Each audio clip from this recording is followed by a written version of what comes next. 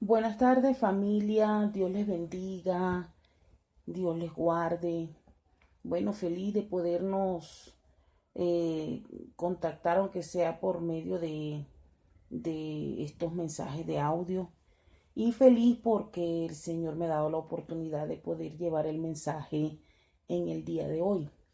El tema que hoy quiero compartirles se titula Casa sobre la roca.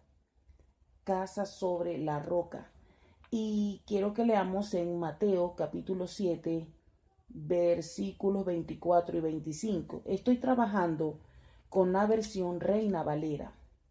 La palabra del Señor dice así, Mateo 7 del 24 al 25. Cualquiera pues que me oye estas palabras y las hace, le compararé a un hombre prudente que edificó su casa sobre la roca.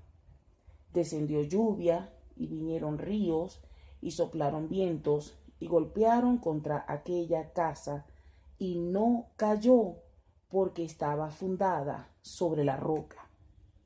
El por qué yo hoy estoy compartiendo este tema es porque, bueno, hace ya un poquito más de una semana, si no saco mal las cuentas, en Miami, Florida, de los Estados Unidos, se derrumbó un edificio que realmente ha sido terrible lo que ocurrió, porque eso no dio tiempo en el momento de absolutamente nada.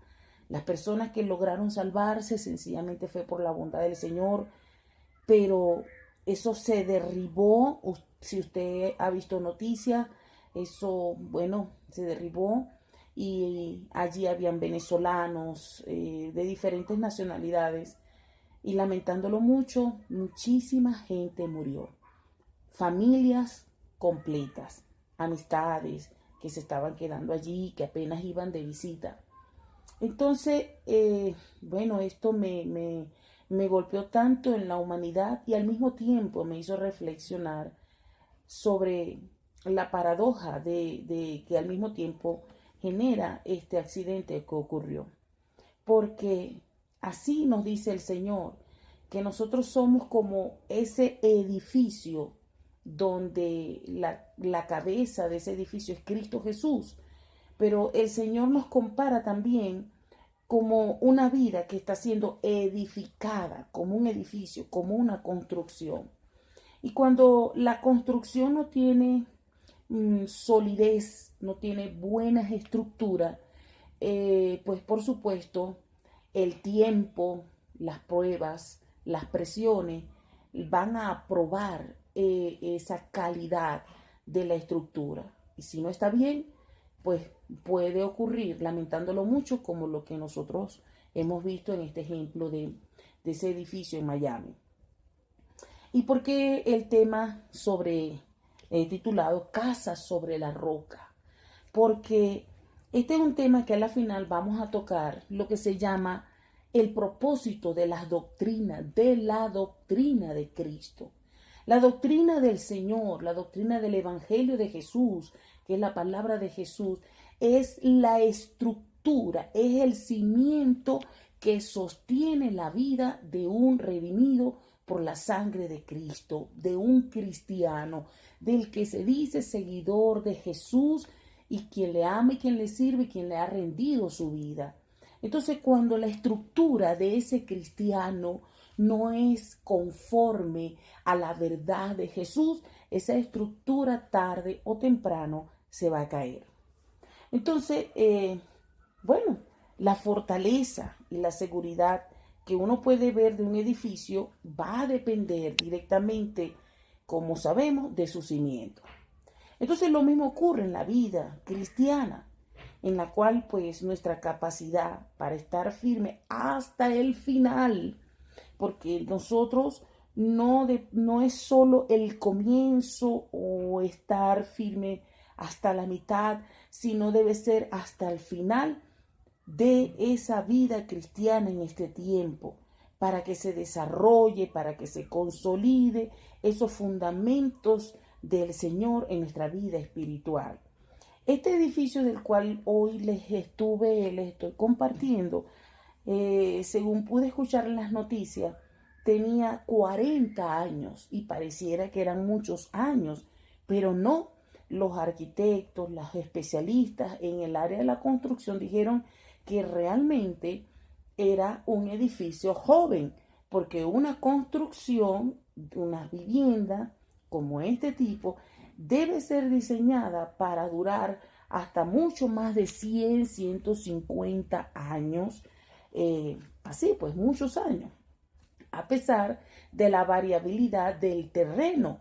Por supuesto, aquí hay que tomar en consideración otros elementos que se salen ya de todo cálculo, como pudieran ser los desastres naturales. Sin embargo, a pesar de los desastres naturales, en la vida cristiana, el Señor sí ha tomado en consideración todos esos elementos. Esos elementos que el Señor nos los describe en Mateo capítulo 24, cuando habla del caos, de Apocalipsis, de la persecución de la iglesia, absolutamente de todo. Pero nos dice que mientras permanezcamos en la roca inconmovible, que es Cristo Jesús, en ese cimiento del Señor, nada destruirá nuestra casa, porque nuestra casa debe ser edificada en la roca que es entonces Cristo pudiéramos nosotros decir que si a nivel humano y natural la estructura de un edificio nos parece que es de suma importancia, a la cual hay que darle mucho detalle y darle la inversión que requiere, porque de ello va a depender la seguridad y la protección de nuestra vida. Ahora imagínese usted cuánto más importante debe ser el fundamento, esa base sólida para nuestra vida cristiana. ¿Cuál es entonces el fundamento de la vida cristiana? En Mateo 16, del 16 al 18, el apóstol Pedro, por medio de una revelación del Padre, respondió a esta pregunta cuando dijo: tú eres el Cristo, el Hijo del Dios viviente. Entonces Jesús le respondió: sobre esta roca edificaré mi iglesia, y las puertas del Hades no prevalecerán contra ella. Cuando Jesús le responde a Pedro, le dice sobre esta roca, no está diciendo, como lo manifiesta la cultura católica, de que entonces está hablando de que es sobre la roca que es Pedro. No, la roca es Cristo Jesús, porque la palabra dice, fíjense lo que dice las escrituras, dice la palabra en Primera de Corintios capítulo 3 versículo 11, dice: porque nadie puede poner otro fundamento que el que está puesto, el cual es Jesucristo. Jesucristo. Y también la palabra me dice que Jesucristo es la roca inconmovible. Y dice, seguimos en 1 Corintios 3, del 11 al 15, dice: porque nadie puede poner otro fundamento que el que está puesto, el cual es Jesucristo.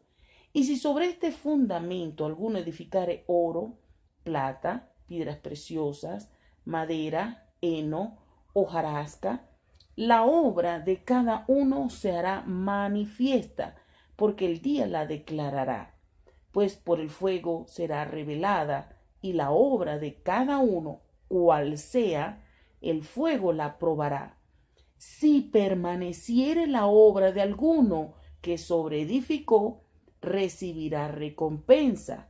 Si la obra de alguno se quemare, él sufrirá pérdida, si bien él mismo será salvo, aunque así como por fuego. Entonces, cuando el Señor le dice al apóstol Pedro, le dice: Pedro, sobre esta roca edificaré mi iglesia, y las puertas del Hades no prevalecerán contra ella. Jesús le está diciendo: Pedro, ciertamente el Padre te reveló esta palabra. Yo soy el Hijo del Dios viviente, y sobre esta roca, sobre mí mismo, voy a edificar la iglesia. Y las puertas del Hades, el infierno mismo, lo que se levante, no podrá prevalecer contra la iglesia, porque yo soy su roca, quien le sostiene. Cristo declaró que Él sería el fundamento del creyente. En otras palabras, que su señorío o reinado como el Hijo de Dios sería la base sobre la cual su iglesia sería edificada. Otra vez, en 1 Corintios 3:11, como leímos, el apóstol Pablo, dirigiéndose a la iglesia de Corintios, dice, nuevamente repito, porque nadie puede poner otro fundamento que el que está puesto, el cual es Jesucristo. Entonces, tenemos bien claro que nuestro fundamento es Cristo Jesús, pero ¿cuáles pudieran ser esos otros fundamentos? Nuestra opinión propia, lo que nosotros creemos cómo debería ser la verdad de Jesús. Cuando nosotros interpretamos la palabra y le aplicamos el relativismo, es decir, que una verdad puede ser verdad según la percepción que le dé cada persona. No, mi hermano, en Cristo Jesús no hay términos grises, no hay según la opinión de cada quien. De hecho, el apóstol Pedro en sus cartas, él dice que la palabra no es de interpretación propia. Y el apóstol Pablo dice que el mismo Espíritu Santo revelará a nuestro espíritu el propósito del Señor y nos dará el discernimiento. Y es donde vienen los dones, el don de ciencia, el don de revelación, esos dones de conocimiento junto con la palabra para nosotros poder discernir la verdad de Jesús en la exactitud de lo que el Señor quiere decirnos, del propósito del Señor. Por eso, separado del Señor, nosotros no podemos interpretar la palabra. Separados del Señor, nosotros no podemos tomar decisiones, porque cuando estamos separados del Señor, entramos en un terreno, digamos, movedizo, de tierra movediza, un terreno difícil porque no está sujeta a la verdad del Señor. Entonces allí es donde nosotros entramos en incertidumbre, en dudas. Cuando vamos a tomar decisiones, lo primero que viene a nuestra mente es la pregunta: ¿será la mejor decisión? ¿Será el tiempo? ¿Será que lo que yo voy a hacer está correcto? ¿Será que tengo que hacerlo? ¿O soy yo? ¿No será otra persona? Y así nosotros empezamos hasta muchas veces a consultar con otras personas. Y no está mal, porque la palabra también dice que en la abundancia del consejo está la sabiduría. Pero ¿en quién vamos a buscar el consejo? Nosotros también tenemos que ser sabios, porque muchas veces buscamos el consejo para tomar una decisión en personas que piensan exactamente o muy parecido a nosotros y que no son capaces de confrontarnos. Entonces, esa es la persona que yo quiero porque me va a responder a lo que yo quiero. Pero entonces, en detalles como eso, el Señor nos advierte que esos son sobre edificaciones o estructuras que no van acorde a la verdad del Señor. ¿Ve? Entonces el Señor nos dice: mira bien cómo sobre edificas, porque la columna, la roca, la base principal es Cristo, y el sobre edificar es lo que yo pongo encima de él. Entonces lo que yo coloco encima de él debe encajar en él por la verdad de él. Entonces, esto es muy importante porque cuando nosotros no tenemos bases sólidas, el cristiano va viviendo una vida tambaleante. Es una persona que entonces no solo puede malinterpretar la palabra, sino que él mismo no está siendo edificado. Entonces, cuando vienen sus problemas, ¿quién no se equivoca? ¿Quién no comete errores? Toda la palabra nos dice que aún los hombres, grandes hombres de fe, pecaron, se equivocaron, pero se iban al Señor. Y cuando el Señor le hablaba, la palabra le era revelada. Y el Espíritu Santo les traía revelación. Y el Espíritu Santo les ubicaba nuevamente en la verdad del Señor. Y eso era lo que los mantenía sólidos. ¿Cómo hizo José? José, el hijo de Jacob en Génesis, ¿cómo hizo él para sostenerse separado de su familia, de su padre, ante una nueva nación, una nueva cultura, ante las humillaciones que vivió, convertido en esclavo? ¿Cómo logró él mantenerse? Pudiéramos decir por un sueño, por los sueños que tenía. Sí, Dios le dio revelación, pero porque él sabía quién era Jehová. ¿Por qué lo digo? Porque recuerde cuando la esposa de Potifar lo tentó y le obligó a que se acostara con ella. ¿Por qué no se acostó? ¿Por qué no se acostó con ella? ¿Por qué corrió desnudo? ¿Por qué pagó hasta precio en la cárcel? ¿Por qué cayó? ¿Por qué corrió? Porque la verdad del Señor estaba en él. La verdad, esa verdad se llama doctrina, el fundamento, porque él prefirió huir, que hablaran mal de él, que le juzgaran, que le condenaran, antes de negar al Señor y tergiversar la verdad del Señor. ¿Qué le valió eso? Lo que ya sabemos, su futuro, le valió su futuro. Por eso nuestra vida en Cristo debe comenzar con Cristo y terminar con Cristo ya cuando estemos en la eternidad. De allí la importancia nuevamente de nosotros estar arraigados y sobreedificados en la roca inconmovible que es Cristo. Así que aprendemos a conocer y obedecer a Cristo al estudiar sus santas doctrinas, su palabra. Entonces fíjense, la palabra nosotros necesitamos que nos sea revelada. Algunos creen que las doctrinas son innecesarias y que además son hechas por los hombres.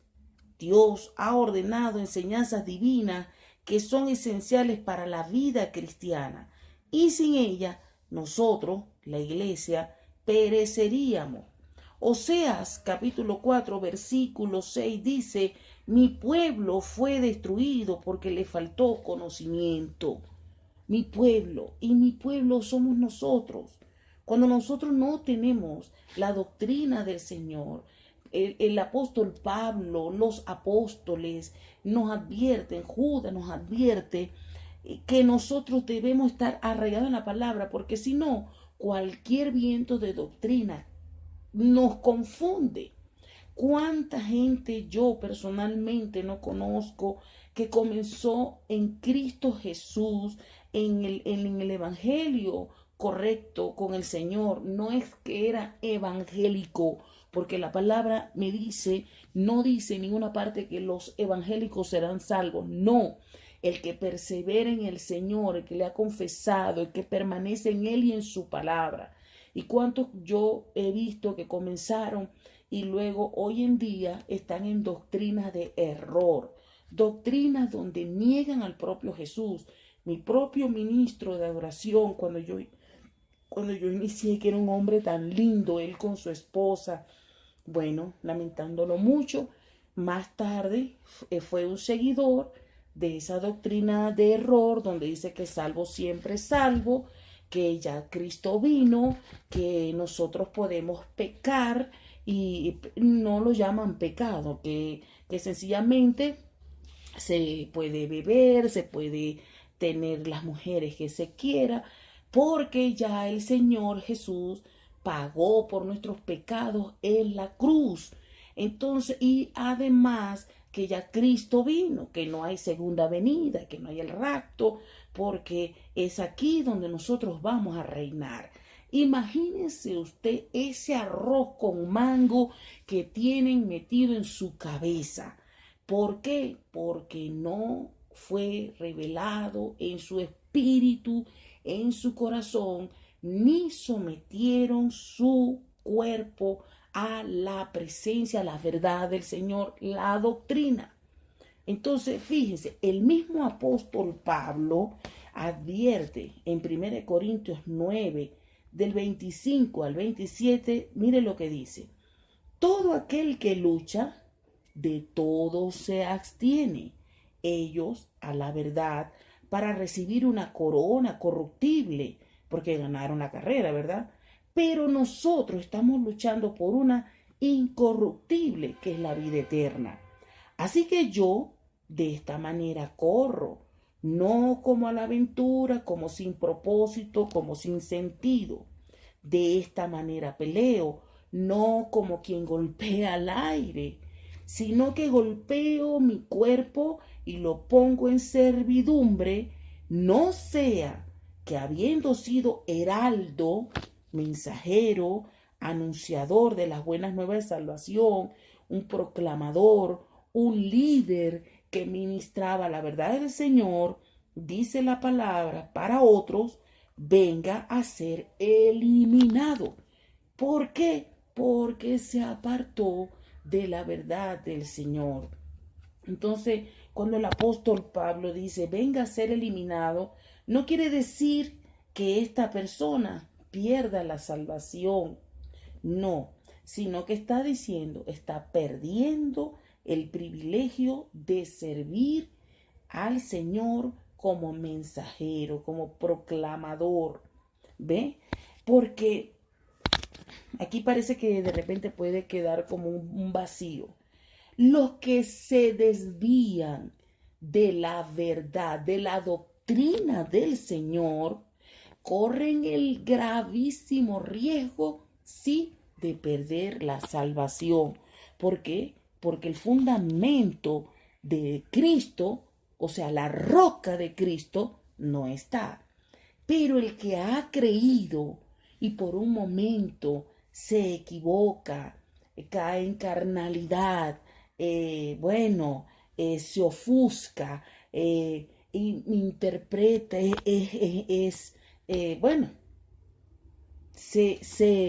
se sale muchas veces del enfoque, como por un momento ocurrió en la vida del apóstol Pedro, de Bernabé y de muchos que comenzando a predicarle a los no judíos, dice la palabra que por causa de la persecución, ellos por un momento rechazaron a los no judíos, a los gentiles, y se avergonzaban de compartir con ellos, pero a causa de la persecución que ya estaba fuerte contra ellos. Entonces dice la palabra que el apóstol Pablo llamó a Pedro y ahí delante de los demás apóstoles los exhortó. Eso usted lo puede conseguir en Gálatas capítulo 2. Entonces, a lo que voy es que por un momento el apóstol Pedro perdió la visión, perdió la dirección. ¿Por qué? ¿Cuál fue la raíz? El temor. Entonces muchas veces sí, ciertamente, nosotros por temor, por confusión, que podemos perder, como quien dice, la dirección.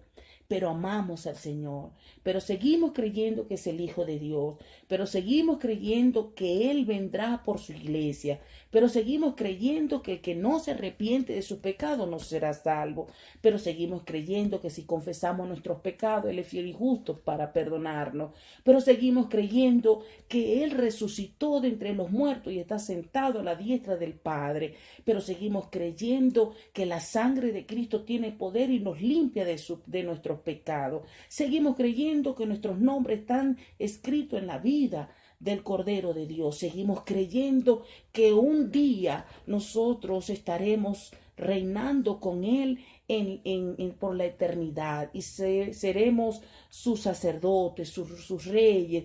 Y eso es la doctrina. Entonces podemos por un momento equivocarnos y hasta perder privilegios a nivel terrenal a causa de la contaminación de nuestro testimonio, pero seremos salvos. Mas aquellos que no perseveren, esos pueden perder la salvación. Es lo que el apóstol Pablo estaba queriendo decir. Entonces nosotros tenemos que ver cómo somos sobreedificados.